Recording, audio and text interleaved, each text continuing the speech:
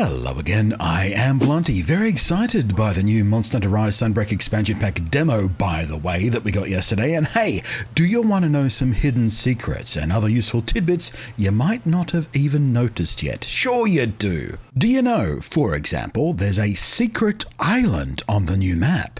Want to know how to get there? Sure you do! It's actually pretty easy to get to the secret island on the new jungle map. Head out the east side exit of the main camp, past the little open space where the monsters like to chill out sometimes, and scamper up the cliff face here. Oh, and by the way, how nice are the new wall running tweaks? So much easier and more responsive now. I love it. Also, no burning wire bugs just to trigger it. I love it.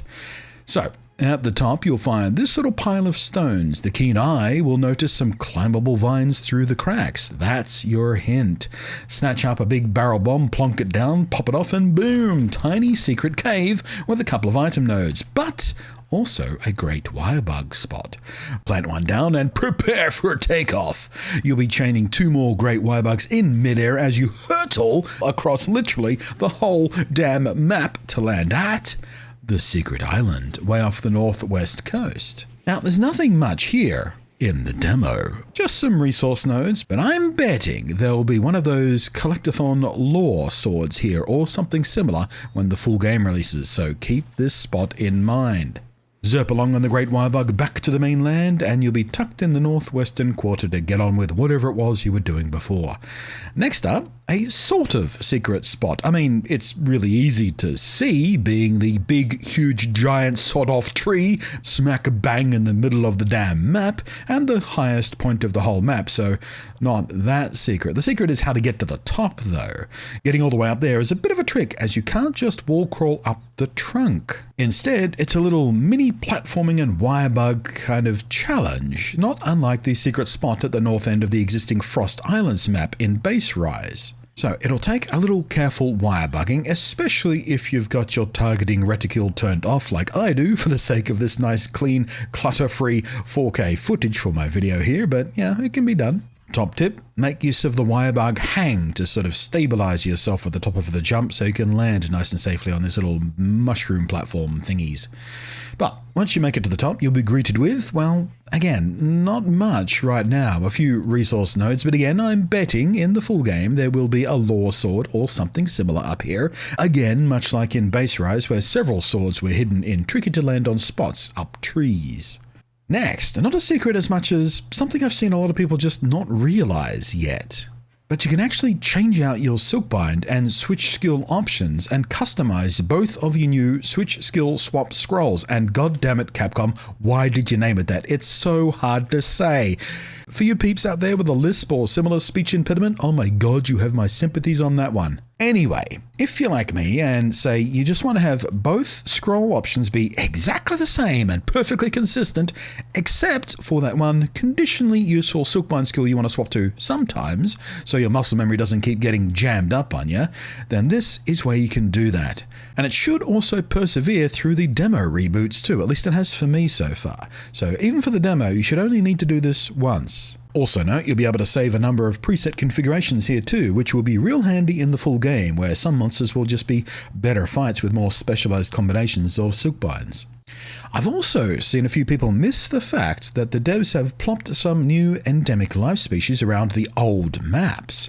Some are pretty easy to find, like being just literally on the ground, kind of just laying there, staring at you, waiting for you to notice them, senpai. But there is at least one I found accidentally that could easily be missed, and it's in a fight you really want it for. And if you haven't tried out the new marionette spiders yet though, I highly recommend them. I have no great love for the standard puppet spider, as triggering a bounce was either easy enough to do through combat or simply kind of undesirable for many players preferring to let the combat flow and not bother about mounts at all. By the way, the new optional mounting system, hooray! Thank you, Capcom. So about that one I missed the first couple of times on the map. It's in the Malzeno fight on the Lava Caverns map. You'll find the cheeky little bugger hiding on top of the tree in the first zone. And I recommend you do not sleep on this, as it's real nice to be able to just topple the very challenging demo Malzeno. Very satisfying too. Kabonk! And here's some footage of that, by the way. And here you can see why I've also turned off all of the HUD features for this video, because the defaults are super duper cluttered. I kind of hate it. I mean, they're useful, but it's very intrusive, isn't it? So glad Capcom let us discreetly turn these off and on. I also wish we could just scale them down a bit to like 60% size, just so we can have them, because many of them are quite useful to have, but also have them be a little bit less intrusive. Oh well. If you're playing on PC, there is a mod that lets you scale the UI down. I've covered it before in a previous video, and I expect it should be updated for Sunbreak as well. Finally, another not quite secret, but something again I've seen a few people surprised by when I mentioned it to them.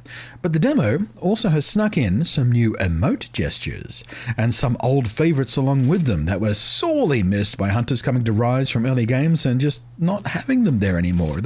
Why? No prance emote in base Rise? It's barely playable, come on.